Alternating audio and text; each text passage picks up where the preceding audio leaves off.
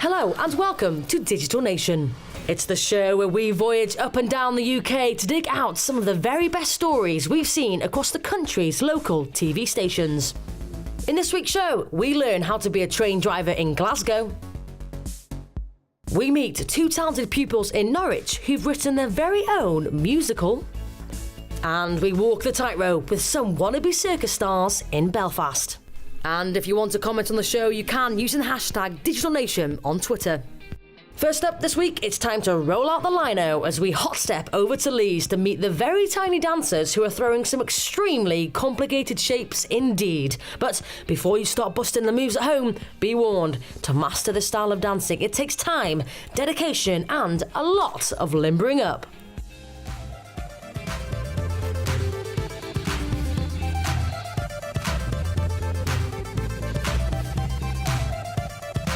I'm joined here with the teacher, Scott. Now, I've seen some of these little rascals head spinning, backflips already, and it hasn't even started. Right. Tell me a little bit about breaking through. Well, this class here, we run this every Saturday, or pretty much every Saturday. We also run sessions on a Monday for a similar age range. In the same place? In the same place, yeah. What's this building called? This is All Hallows Church, and it's based in Hyde Park. I'm joined with one of the mums now. Now tell me who you've brought with me here today. Sonny, wherever he is, Sonny Curtis. Amazing. And I saw him earlier doing some amazing head spins, and I was just like, are you getting this? Are you getting this? It was amazing. How long has he been doing it for? He only comes since August. He saw it on TV and wanted to come. It's quite niche, isn't it? So he didn't want to do street dance, he wanted to do break dancing, he wanted pure. So we've come and he just absolutely loves it. And I have to say, he loves it as much for Beams and Gina as the dance. I think they kind of pulled him in with their amazing personalities. And now he's come and his confidence is just absolutely soaring with it. He loves it. You were spinning on your head a minute ago. What? How did you even learn that? In the practice session, because we get like practice sessions at Beans. He taught me how to go on my head and actually spin. And you were doing backflips, and I was like, husband, look at that kid over there doing backflips, and it was you. How did you learn that? I don't know. You don't know, you just did it one day. Were you not a little bit scared when you were learning? Not really. You kids have no fear, do you?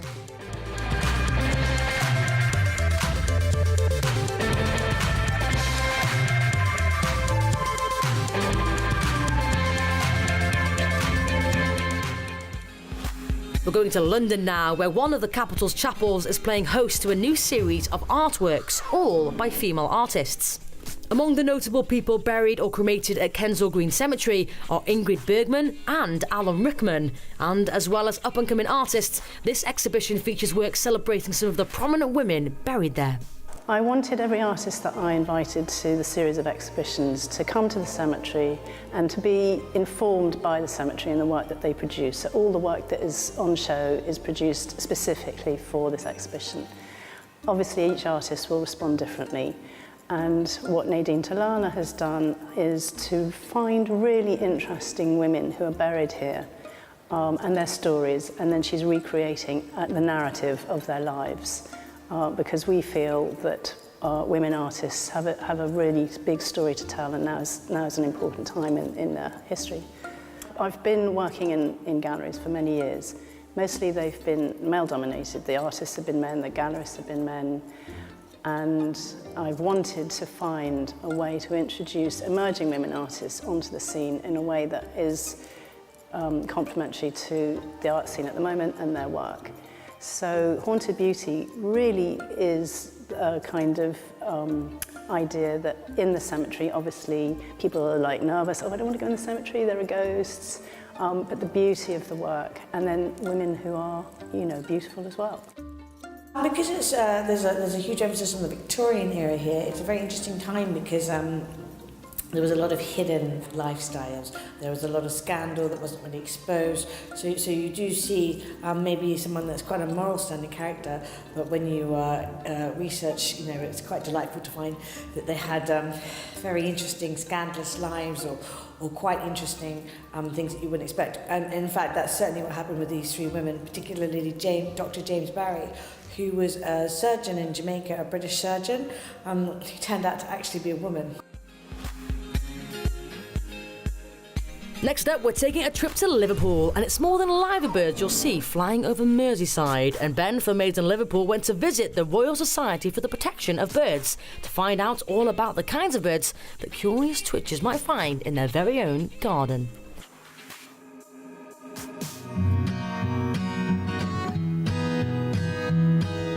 So we're here in a very cold, but I'm still going to say very beautiful Sefton Park, because Sefton Park is just beautiful. We're with Chris from the local Liverpool group of the RSPB to find out more about the big bird watch, big garden bird watch. So Chris, just tell us a little bit about what you guys are doing with this event.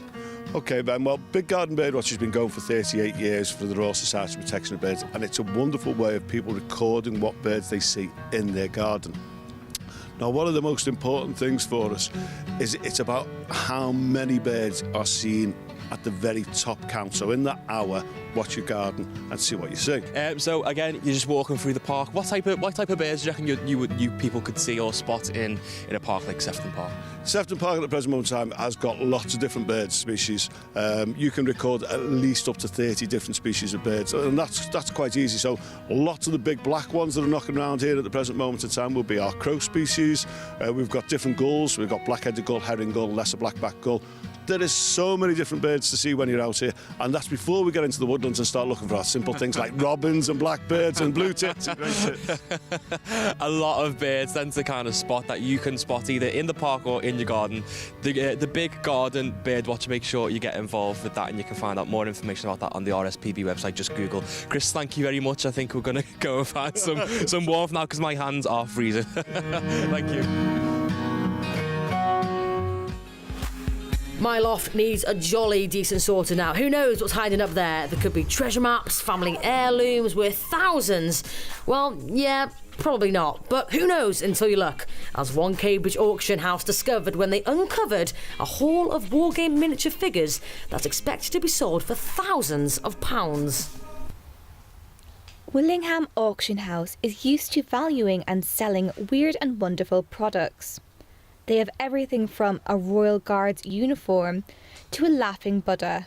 But one of the auctioneers found an interesting haul when he went out on a routine evaluation. I was called out to go and see if there was anything of value in the house. It was a deceased estate, which is sad, obviously. But when I went in there were boxes and boxes and boxes in every room with all these wargaming figures, but all beautifully painted. And it was just incredible to come across this collection. I mean, there are thousands and thousands of these, and the initial cost must have been £50,000 or £60,000. It's a very difficult one to estimate. I've never come across such a collection as this, and so diversified, really. I would think the collection is going to make between 5,000 and 8,000, but it could well make an awful lot more. But this is the largest collection of this kind of thing that I have ever seen in my life, and the majority are painted. So it must have taken years and years of painting, because they're all to a good standard. Auctioning off products has become more and more popular, thanks to TV programmes like the Antiques Roadshow. And Stephen has found lots of unique objects over the years. I mean, the television coverage is always good. And it educates people. Whereas before they might have thought, oh, this is a piece of junk and just thrown it away. Now they will actually come to us to see whether it is junk or whether it isn't. And sometimes they're pleasantly surprised.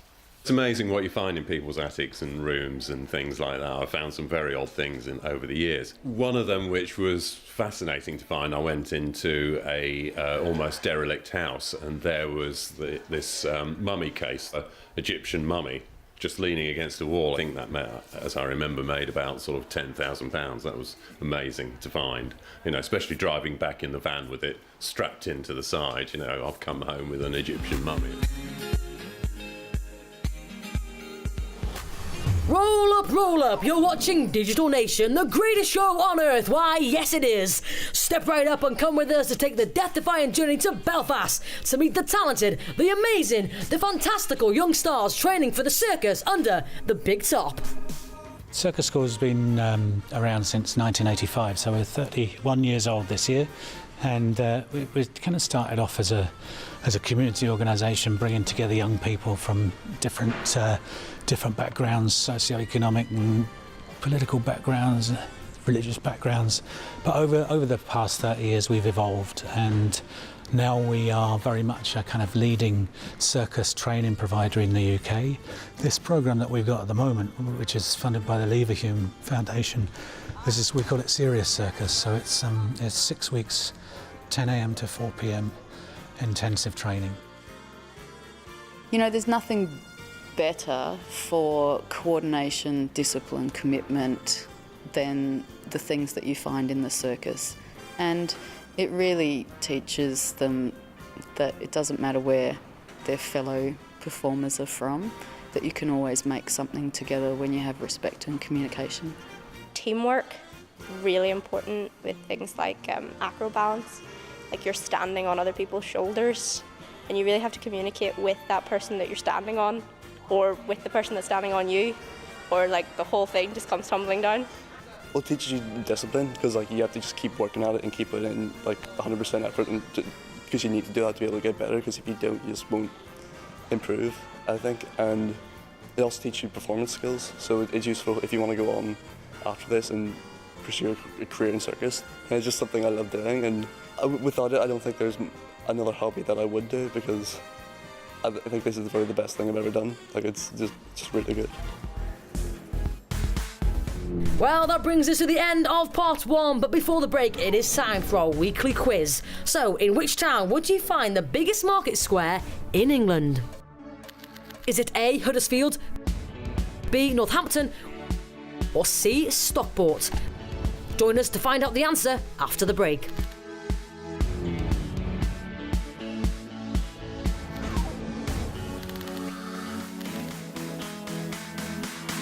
Hello and welcome back to Digital Nation. Now, before the break, we asked you in which town would you find the biggest market square in England? And the answer?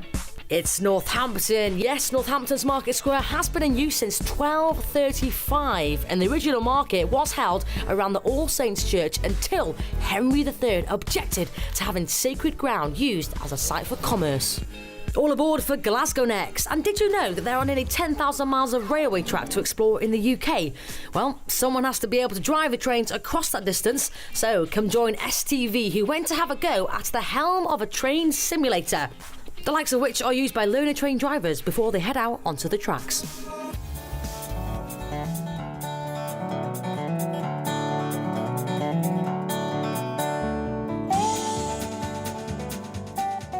Michael, how you doing? You okay? So, you're going to show me what it takes to be a train driver, but first, what's going on here? Hi David, well this is the actual observation station. This is where I sit and actually observe the drivers in the cab. So here I can see what the driver's seeing, I can see him in his cab here. This is a forward projection, so this is what he's seen through his train window. So Michael, this is the simulator here. Yes. How does this fit into the whole training programme though? When I done my driving training 27 years ago, there was a lot of taking notes, writing down things, you know, looking at diagrams. With the simulator, you'll actually come and get practical experience, hands-on experience of the situation you've just looked at in the rule book. So once you kind of see it and involved in it, it's easier to understand, therefore easier to remember. Right, okay, well I'm looking forward to seeing this. Let's go in. Okay. Wow, this is something else. This is definitely a dream come true, Michael. Who does not want to get in the front of a train and learn how it works? Right, Michael, how do you start this? Is it on? It's not on just now, no, and you'll certainly know when it is on. Okay. Across here on your left-hand side, you'll see the engine start button. Yep.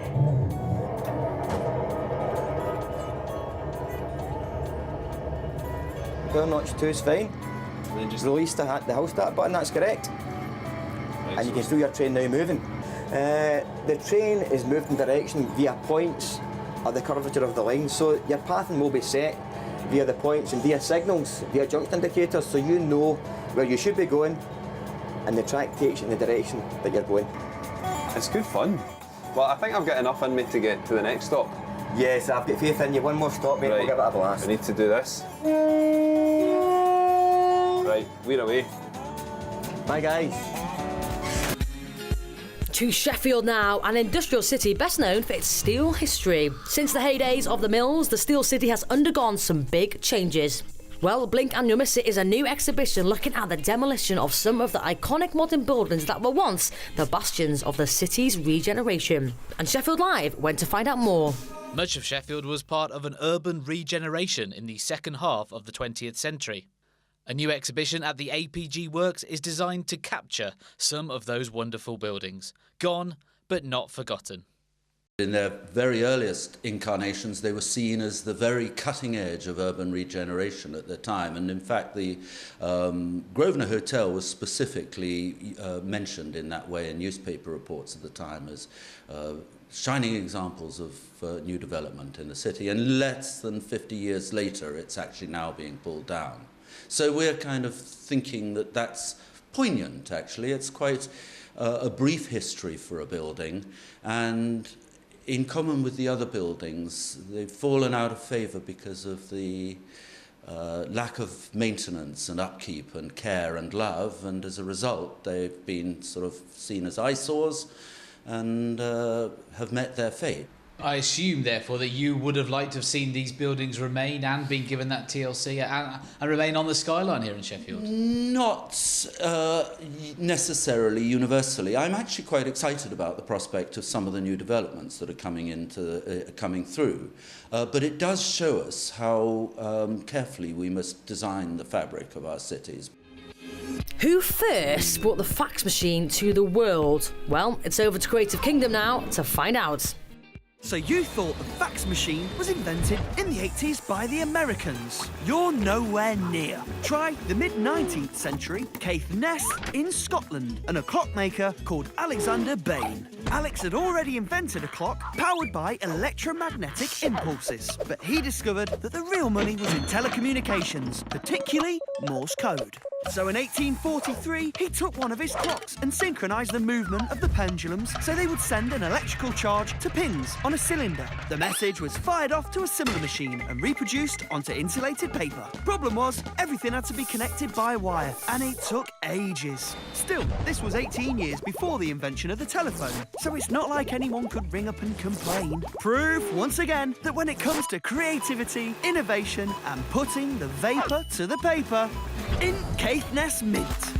Durham Cathedral dates back almost 1,000 years, and now it's invested over £10 million in a project called Open Treasure, which will let visitors into the once hidden corners of the beautiful building and showcases some of its little-known collections. Peter Darrant for Made in China Wear went along to explore the magnificent site. So you brought me now to a part of the exhibition. Where are we? What century are we in? Well, we're now in a section that looks at the time between about the late 9th and the early 11th centuries. Wow. And these objects are fascinating because, in a way, they're the start of the Durham collection. What we have here particularly are some crossheads, which were set up by the original Anglo-Saxon cathedral builders. They were thrown down, destroyed, reused by the Normans when they came in and built their new cathedral, the cathedral that you see today. They're recycled, yes. To the Normans, these Anglo-Saxon monuments were crude, they were disrespectful, they thought they were actually blasphemous in some cases, they're idolatrous. But there was some good bits of big stone there, and it was a shame to waste them. So if you had, say, a cross, the shaft would be cut up into brick-sized pieces and reused in walls. The cross heads were a little bit more problematic. They were a funny shape, they had carving on them, but they made perfect building rubble for foundations. And the ones that we've got on display here, many of them were actually found in the foundations of the chapter house. Wow. When it was built in the 12th century. Now, what are these? These are called hogbacks. Hogbacks, yes. What's a hogback? These are fascinating things. We're not entirely sure what they are. We believe there's some sort of grave marker or memorial. Right. And they are from the time when the Vikings had invaded. Hope you got your running shoes on, because this next piece we're going to Bristol to find out about the Bristol 10K. Now, over 12,000 runners are set to take part this year in the Great Bristol 10K, and the team at Made in Bristol went to meet some of the people who will be going the distance to find out who they're raising money for and what's driving them on. This May, once again, the city centre will swap car tyres for running shoes as thousands of people take on the Great Bristol 10K. We think we're going to get about 13,000 runners this year, and we understand that there's a lot of people that for this will be their first run. For many, this 6-mile run will be much more than that, with people taking on this physical challenge as a tribute to a loved one. Well, unfortunately, last year was, and while it was a bad year for many rock stars and people, it was also a bad year for the family. Our youngest daughter, Joanna, commonly known as Jo, who was only 36 and an elite runner, passed away with ovarian cancer at the end of October.